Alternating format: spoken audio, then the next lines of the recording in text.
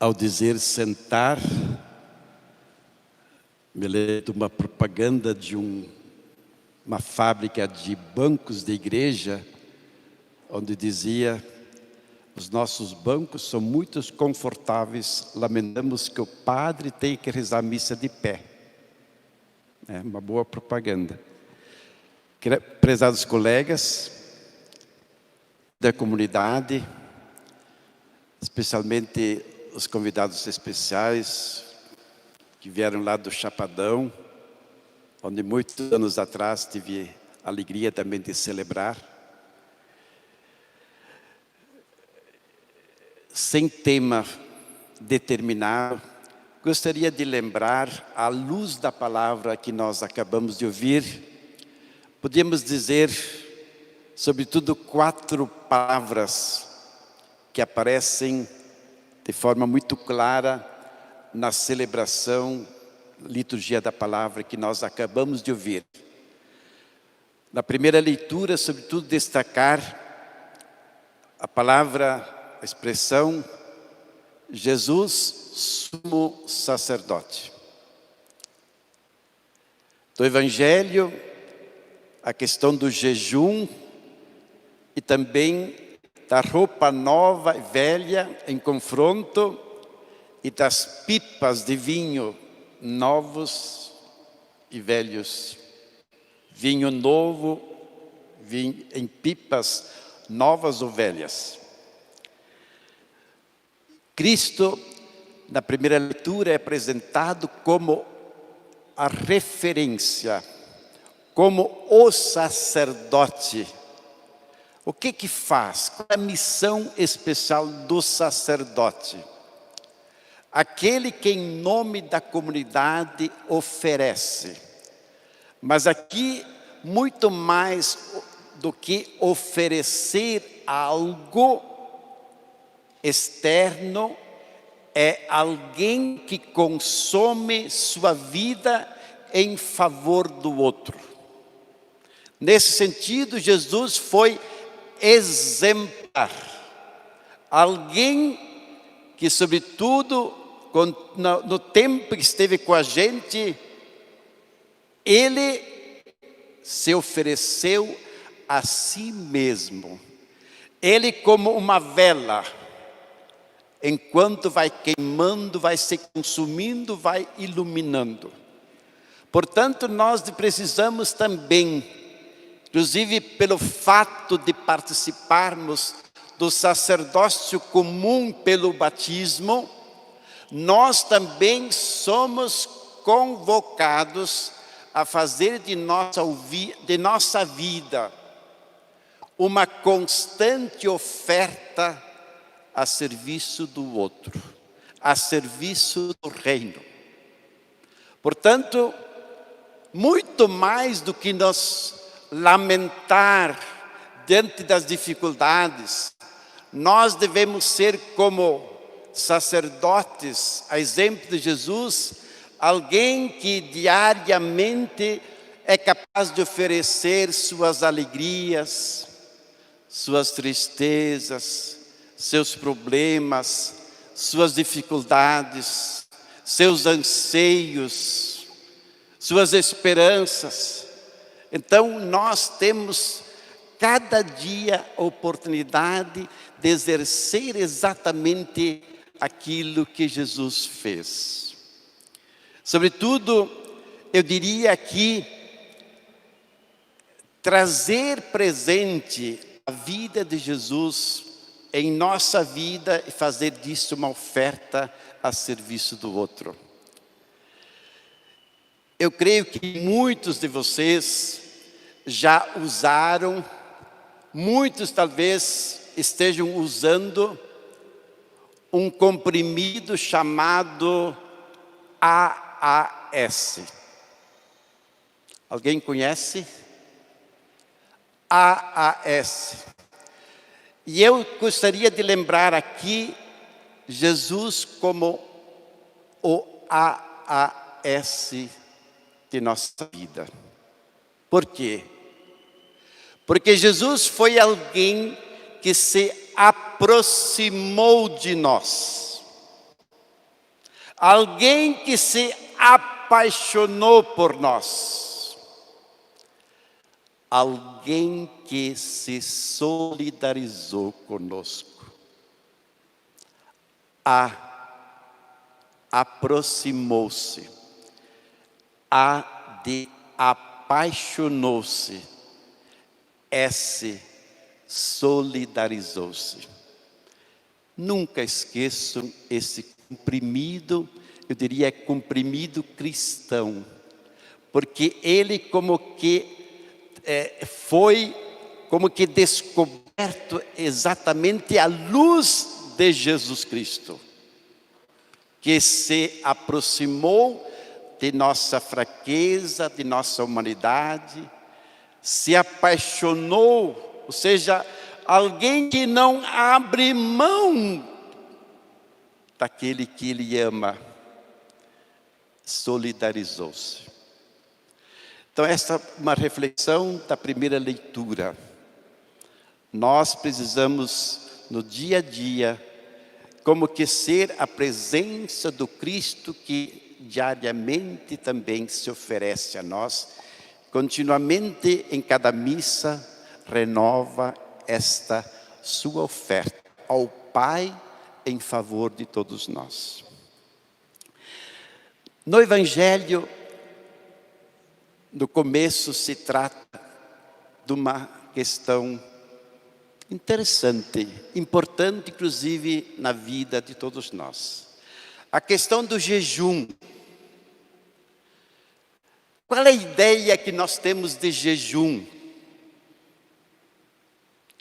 É uma coisa, para muitos, é uma coisa muito pesada, muito chata.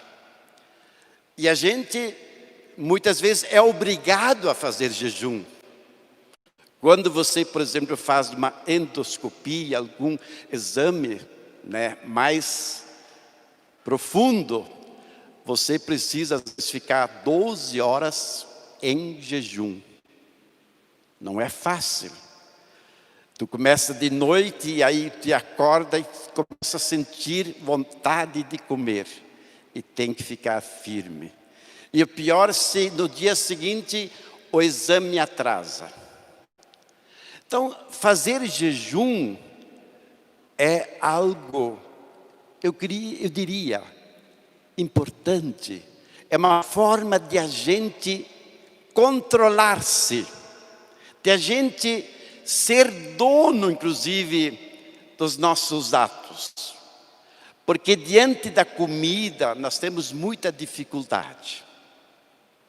Inclusive, a criança quando vê comida tem que ser na hora. Não tem um minuto depois. O jejum, ele nos ajuda no autocontrole de nós mesmos. Mas também, muita gente faz jejum por uma questão de visual. Tem gente que faz tanto jejum que chega a ficar doente. E no tempo de Jesus, tinha um grupo que era muito da lei. Inclusive, o jejum prescrito no livro do Levítico, ele era um jejum que era, sabe, uma vez por ano, era um dia muito especial, chamado o dia da expiação dos pecados. Ou seja, eu faço um jejum para pedir perdão pelos meus pecados, também pelos pecados da humanidade. Os fariseus e o pessoal da lei chegou mais profundo ainda. Tinha que ser terças e quintas-feiras, jejum. Mas vamos supor, e agora? Os casamentos normalmente duravam uma semana. Uma semana. E no casamento, será que eles iam fazer jejum na terça e na quinta-feira? Duvido. E estes mesmos que eram tão certinhos em relação à lei, questionam a Jesus a respeito do jejum que os apóstolos não faziam. Aí Jesus diz: então vocês acham que os convidados para uma festa de casamento vão jejuar? Porque a comida aqui também é expressão de alegria. Você poder partilhar uma refeição é motivo de alegria. Inclusive, se você estiver doente do estômago, dificilmente você vai numa festa de casamento. Você é capaz de dizer: não tem graça. Eu vou lá, eu vou ver a comida e não posso comer. Então Jesus diz para os apóstolos, diz para todos nós: como é possível jejuar quando estamos em plena festa de casamento? E aqui se trata do casamento entre Cristo, noivo, e nós, humanidade, noiva. Ou seja, Jesus, Ele quer a alegria, Ele quer a partilha, Ele quer a felicidade de todos nós. E os fariseus, imagina, questionam algo que eles mesmos não eram capazes de praticar. Ou seja, se exige do outro algo que eu mesmo não pratico. Então, nas aparências, eles eram gente cumpridores da lei, mas por trás eram falsos. Jesus chega a chamá-los de túmulos, por fora bonitos, por dentro podres. E agora vamos olhar um pouco o que tem a ver com a questão do pano velho em roupa nova, ou roupa nova, tecido novo em pano velho. Eu me criei na colônia e enquanto estava para remendar a roupa, se remendava. Era um verdadeiro desfile de tecidos. Era uma amostra quase que de todos os tecidos possíveis que nós podíamos encontrar na loja. Aqui não tem nada a ver com roupa material. A questão é o seguinte: a roupa velha da lei, dos costumes, de certas observâncias. Vejam, hoje tem gente que diz que não se bata palmas durante a celebração. Ou seja, gente que está atrelado a leizinha, a norminhas, e esquece de louvar a Deus até com o seu corpo. Como dizia a liturgia, na domingo, ontem, Paulo dizia que nós devemos honrar a Deus com todo o nosso corpo. Inclusive os salmos insistem muito até na questão de bater palmas, de manifestar toda a alegria. Pois é, a roupa velha de certos costumes não combina, não tolera a roupa nova que é Jesus. E aqui nós podíamos trazer presente aquele texto de Paulo, quando ele fala: revestivos de sentimentos de misericórdia, de humildade, de mansidão, de bondade, de paciência, de perdão e, acima de tudo, revistam-se do amor. Ou seja, esta é a veste que Jesus trouxe para nós. E esta veste o cristão deve vestir. E aí nós podemos dizer, esta veste dessas atitudes que Paulo fala, senta bem no cristão. É isso, roupa velha, Aqui são certos costumes, certas atitudes, falsidades, aparências. Não combina com aquilo que Jesus nos ensinou. Então Jesus é o tipo de pessoa que nós devemos como que trazer para dentro de nossa vida. Porque não fazer o que Jesus faz, Ele quer a roupa nova, Ele quer o tecido novo, não combina com a roupa velha, da ganância, da estupidez, do maltrato, da violência, do desamor, desrespeito. Não combina. Por isso, não adianta eu sou cristão, mas eu não visto aquilo que Jesus ensinou. E aí logo em seguida Jesus fala, não se coloca vinho novo em outras pipas velhas. O que significa a pipa velha? É a vida de quem vive de forma orgulhosa, de forma, eu diria, gananciosa, de forma que não se compadece do seu semelhante. Ou seja, Espírito Santo, a vida de Jesus, que é o vinho novo. Se você de fato deixa Cristo entrar na sua vida, a sua vida de orgulhoso, de ganancioso, de egoísta, estoura, explode.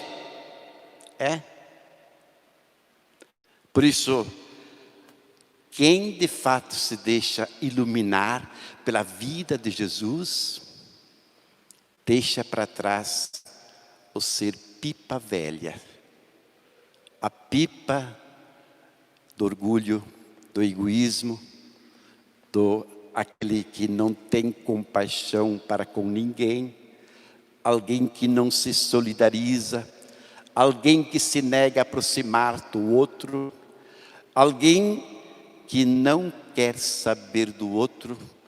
Esta é uma pipa velha. E esta pipa, se entrar em contato com a vida de Jesus, explode. Não tem como sobreviver. Este é o grande ensinamento. Por isso nós queremos hoje lembrar, à luz de Jesus, Ele que ofereceu a sua vida por nós, nós também diariamente devemos fazer esta oferta, muito mais do que de coisas, a oferta de nossa própria vida. Que a gente, como diz o Papa, a gente faça jejum do orgulho, do egoísmo, da violência, do desrespeito. Este é o verdadeiro jejum que hoje devemos sim fazer. Mas jamais jejuar das coisas que Jesus nos ensinou. E finalmente perguntar-me, qual é a roupa, qual é o tecido com que eu visto meu coração? É conforme Jesus me ensinou? Ou crio a minha própria religião? E quem sabe eu quero adaptar Jesus à minha vida e não eu me adaptar à vida de Jesus. Pessoal, nós sempre temos a aprender algo mais. Quem faz companhia ao Mestre Jesus sempre tem o que aprender. Porque a vida é aquela que sempre nos ensina.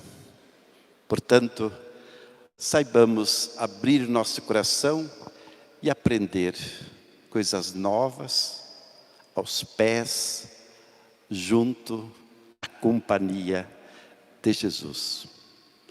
E que assim seja.